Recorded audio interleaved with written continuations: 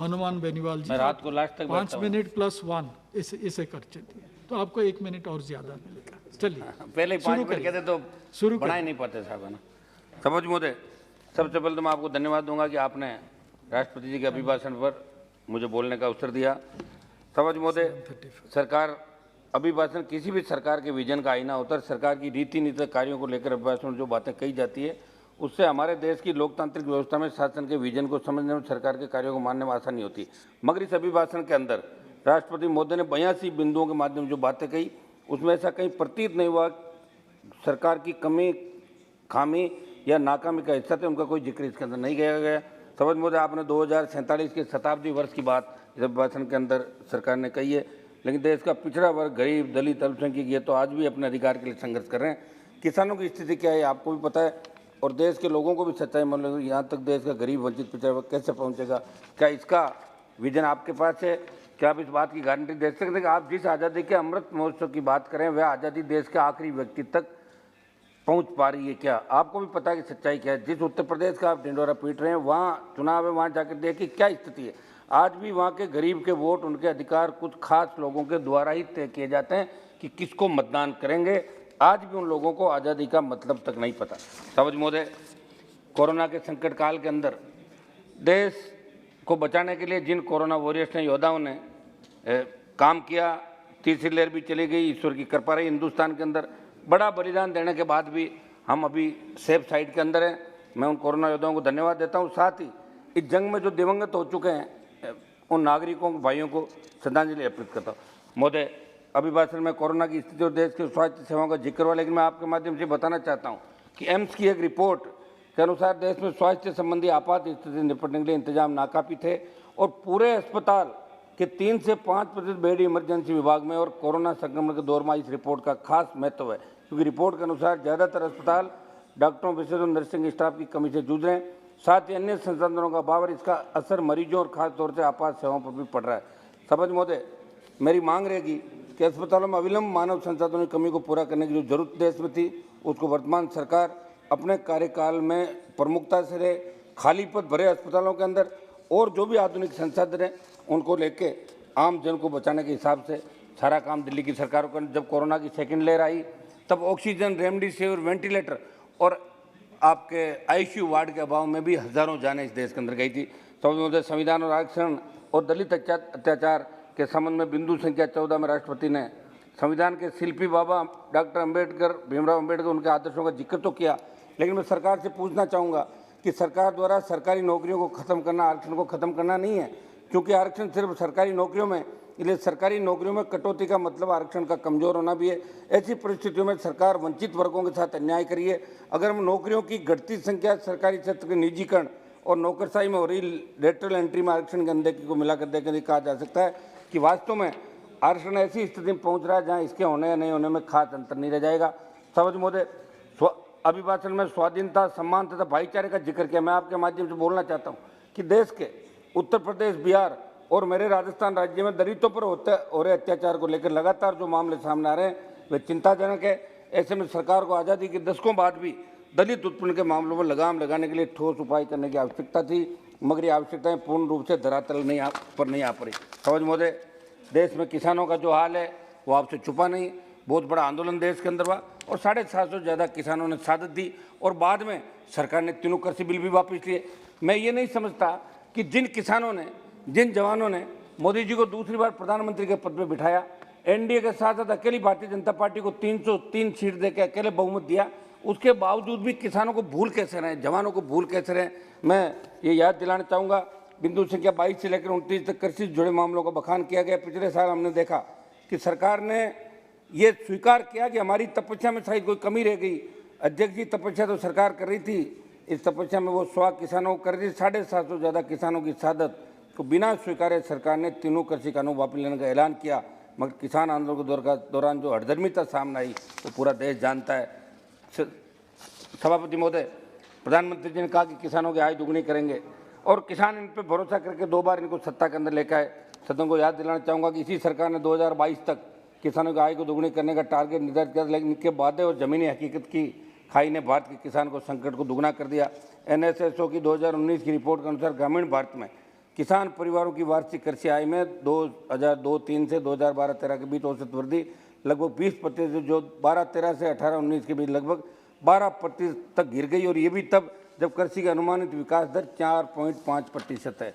समझ महोदय, किसान आत्महत्याएं कर आज़ादी के 70 साल बाद 2021 में आए राष्ट्रीय अपराध रिकॉर्ड ब्यूरो की रिपोर्ट के अनुसार 2019 की तुलना में 20 में किसान आत्महत्या में वृद्धि दर्ज की गई। पीएम किसान योजना को लेकर कई बार किया गया। मैं सदन को बताना चाहता हूं कि देश में कृषि क्षेत्र के श्रमिकों की आत्महत्याओं में भी 18% भारी वृद्धि देखी गई, जिन्हें पीएम किसान जैसी योजना को लाभ से बाहर रखा गया। किसान आत्महत्या का आंकड़े इन बहुत परिचित योजना के लिए आईना है, सच्चाई को उजागर करते हैं। छोटे और सीमांत किसान अपनी गिरती आय और बढ़ते कर्ज के बोझ के कारण खुद को मार रहे हैं। और कल सदन में जब राहुल गांधी जी कल परसों भाषण दे रहे थे तो उन्होंने कहा, मैं उन्हें स्मरण दिलाना चाहता हूं कि देश की संसद में सरकार द्वारा प्राप्त आंकड़ों अनुसार मेरे राजस्थान के किसानों पर 1,20,979 करोड़ का कृषि कर्ज बकाया। और राजस्थान में राहुल गांधी जी 2018 के चुनाव में जब गए तो कहा कि 10 दिन में संपूर्ण कर्जा माफ करेंगे। कांग्रेस की सरकार भी बन गई और 10 दिनों की कर्ज माफी की बात छोड़ो, भी पिछले दिनों किसानों की जमीनें कुर्क करने के लिए वहाँ इनकी टीमें पहुँच गई थी और आनंद फानन में इनको अपने आदेश वापस लेने पड़े। वो 10 दिन आज तक पूरे नहीं हुए। सभापति महोदय, वर्ष 2021 में डीएपी की कीमतों में 58% की बढ़ोतरी की गई। ट्रैक्टरों पर जीएसटी 12% है, प्लास्टिक पाइपों पर जीएसटी 18%, कृषि उपकरणों पर जीएसटी 12 से 18 के साथ उच्च स्तर पर है। इतना टैक्स कृषि आय को दिन प्रतिदिन कम किया जा रहा है। गिरती आय और बढ़ती लागत के इस दौर में गांव देहात के गरीब किसान अपना जीवन यापन कैसे करेगा, ये सोचने का विषय है। सभापति महोदय, अभी जब किसान आंदोलन समाप्त हुए तब एमएसपी पे खरीद की गारंटी कानून की बात भी किसान संगठनों सरकार ने करी थी। मैं किसानों के भारी आंदोलन पर कृषि कानूनों को निरस्त कर दिया गया। प्रधानमंत्री जी ने न्यूनतम समर्थन मूल्य और अन्य मुद्दों की जांच के लिए समिति के गठन का वादा किया। उचित एमएसपी तय करने से किसानों की आय में सुधार होगा। अभी भी गठन होना बाकी है। गन्ना ही नहीं, गेहूं और धान की एमएसपी खरीद के आंकड़े बता रहे हैं कि सरकार ने वित्तीय वर्ष 20-21 की तुलना में साल 21-22 में करीब 34 लाख कम किसानों से खरीद की, यानी लाभार्थी किसानों की संख्या घट गई, जिसकी वजह से करीब 78 लाख मीट्रिक टन अनाज की कम खरीद हुई और सरकार को करीब 11,000 करोड़ रुपए कम खर्च करने पड़े। इसलिए किसान को सशक्त बनाने के लिए एमएसपी पर कानून बनाने था। एमएसपी पर किसान की पूरी उपज खरीदने, अभी 25 क्विंटल खरीदते राइडर लगा हुआ है, पूरी उपज खरीदने की नीति बनाने की जरूरत है। साथ ही मेरे प्रदेश राजस्थान में सिंचित क्षेत्र को विकसित करने की जरूरत है। राजस्थान की भौगोलिक स्थिति देखते हुए विशेष राज्य का दर्जा राजस्थान को मिले। सभापति महोदय, एक युवाओं पर मैं मेरी बात कहूँगा, फिर राजस्थान के अंदर 1 मिनट। सभापति महोदय, हाल ही में रेलवे भर्ती में शामिल युवाओं ने उत्तर प्रदेश में विरोध प्रदर्शन किया, जिन पर पुलिस ने खूब लाठियां बांधी, युवा घायल हुए। कुछ ऐसी स्थिति बिहार में रेलवे की एनटीपीसी की परीक्षा में परिणाम हुई। कथित धांधली के खिलाफ प्रदर्शन दौरान बनी। 19 में जारी 35,000 नौकरियों के लिए 1.25 करोड़ युवाओं ने अप्लाई किया। 3 साल होने के बाद भी युवाओं को नौकरी कहीं दूर दूर तक नई नौकरी दिखाई दे रही। ऊपर से अपना हक मांग रहे गरीब परिवारों से आ रहे युवाओं को ही बेरहमी से पीटा गया। समग्र देश में रोजगार की हालत यह है कि केवल केंद्र में 8.72 लाख पद खाली पड़े। वहीं केंद्र सरकार के अंतर्गत आने वाले भर्तियों जैसे केंद्रीय विश्वविद्यालय, IIM, IIT, PSU, बैंक में 4.25 लाख भर्तियाँ खाली। ये हमारे देश के मध्यम वर्ग से आने वाले युवाओं के सबसे बड़ा विश्वासघात है। उन्हें नौकरी लेने का कोई मौका ही नहीं दिया जा रहा। नौकरी तो बहुत दूर की बात है। सभापति महोदय, मैं एक बात आपसे ये भी कहना चाहूँगा कि लास्ट 2 मिनट था ना, लेकिन देश में राष्ट्रीय स्तर पर युवाओं में बेरोजगारी की जो आंकड़े सामने आए इतने भयावह। मेरे राजस्थान की अगर बात करो तो एक समाचार पत्र की रिपोर्ट के अनुसार हर दूसरा ग्रेजुएट राजस्थान के अंदर बेरोजगार है। 20 लाख से अधिक युवा राजस्थान में, तो बिहार, हरियाणा व हिमाचल प्रदेश जैसे राज्यों में हर तीसरा ग्रेजुएट हुआ बेरोजगार है। देश की हर 5वीं शहरी महिला बेरोजगार है। ऐसे में बेरोजगारों को रोजगार देने के ठोस उपाय कोई विजन राष्ट्रपति जी के अभिभाषण में नजर नहीं आ रहा है। सभापति महोदय, एक जो मेरे राजस्थान का प्रमुख मामला साहब, वहाँ राजस्थान का युवा आंदोलन है। मैं 1-1.5 मिनट में अपनी बात समाप्त करता हूँ। राजस्थान के अंदर भर्तियों में बड़ी धांधली, राजस्थान प्रांत के अंदर हर पेपर आउट हो रहा है।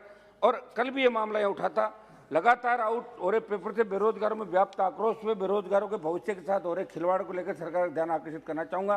राजस्थान की रीट 2021 भर्ती हुई और एक संगठित गिरोह ने राजस्थान की सरकार के जिम्मेदारों के संरक्षण में पेपर आउट किया।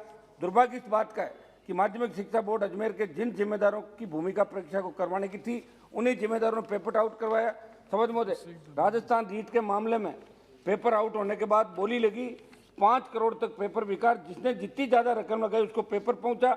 RBSE द्वारा शिक्षा संकुल में गैर सरकारी व्यक्ति को पेपर की निगरानी के लिए नियुक्त कर देना और राजस्थान की जांच एजेंसी एसओजी द्वारा यह स्वीकार करना कि शिक्षा संकुल से पेपर आउट एक मिनट साहब, लास्ट एक मिनट, पेपर शिक्षा संकुल से आउट और इंगित करता है कि राजस्थान सरकार में बैठे मंत्रियों, अधिकारियों एंड सीएमओ की सह के बिना संभव नहीं था।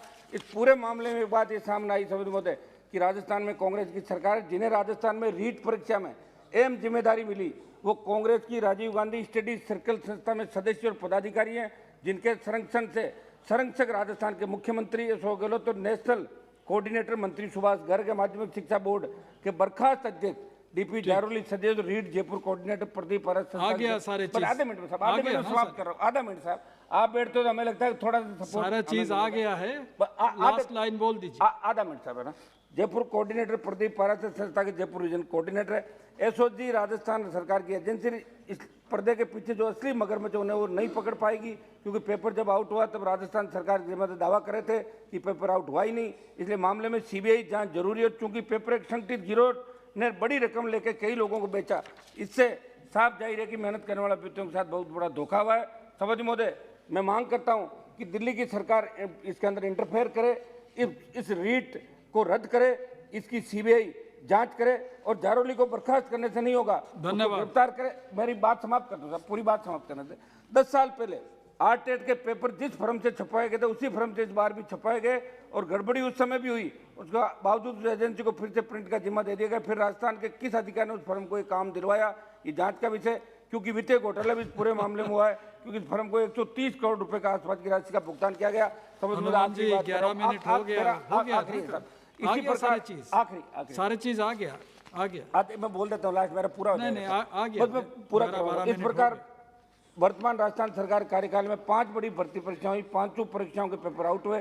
तमाम कोशिशों के बावजूद नकल गिरोह पर शिकंजा जो बहुत बड़ी। एक मिनट साहब, मेरी पूरी बात तो करना था, पूरी बात मेरा पूरी बात आ गई है, आधे मिनट में समाप्त कर रहा हूँ। I am calling the next speaker. आधा मिनट साहब, आधा मिनट मीन्स आधा मिनट, बस आधे मिनट में मैं बोल दूंगा साहब। बहुत बड़ी चिंता का विषय राजस्थान एसआई भर्ती परीक्षा, नीट 2021, जैन भर्ती परीक्षा 21, पुस्तकालय अध्यक्ष ग्रेड 3 परीक्षा के बाद आपने कल देखा 1 मिनट में क्या हुआ, रीट आप का आधा मिनट पेपर मांग रहे हैं। आधा मिनट का तो कल 1 मिनट में क्या हुआ आपको जानकारी है? मैं वो नहीं हूँ सर, मैं तो आपकी बात मान के बैठ जाऊंगा, बस आप बैठे हो तो आधा मिनट हमें नहीं और मिल जाए, हो गया ना। मैं समाप्त कर रहा हूँ सब। एक लास्ट वर्ड मेरा, इस बात का संकेत है कि सरकारी संस्थान में बड़ा खेल राजस्थान में खेला जा रहा है। राजस्थान सरकार, राजस्थान कर्मचारी चयन बोर्ड और लोक सेवा आयोग प्रतियोगी परीक्षाओं के आयोजन से लेकर परिणाम तक भ्रष्टाचार से छूटे नहीं रहे और आरपीएससी का अध्यक्ष जेल तक जा चुके हैं। और न केवल निवर्तमान राजस्थान के शासनकाल में बल्कि इसके पूर्व की सरकार के समय भर्तियों में जमकर धांधली हुई, मगर कोई ठोस कदम नहीं उठाए। मैं चाहता हूँ कि ठोस कानून इन नकल गिरोह के खिलाफ बने और ऐसे मामलों में भर्तियां रद्द हो और सीबीआई जांच। और आप संसदीय समिति अध्यक्ष महोदय, एक मिनट, लास्ट बात कह रहा हूं मेरी, एक बार मैं चाहता हूं कि आप सीबीआई जांच राजस्थान की सरकार देती, वो नहीं देगी, क्योंकि उनका पूरा ग्रुप मंत्री, आईएएस, सीएमओ सारा इन्वॉल्व है। हम चाहते हैं कि आप दिल्ली की टीम भेज के गवर्नर से रिपोर्ट मंगाएं, संसदीय समिति जाएं और सारी भर्तियां जिन जिन के पेपर आउट हुए उनको रद्द करा के नौजवानों को नए सिरे से रोजगार दे। ये मैं आपसे आश्वासन चाहता हूं। सभापति महोदय, आपने बोलने का अवसर दिया, बहुत बहुत धन्यवाद।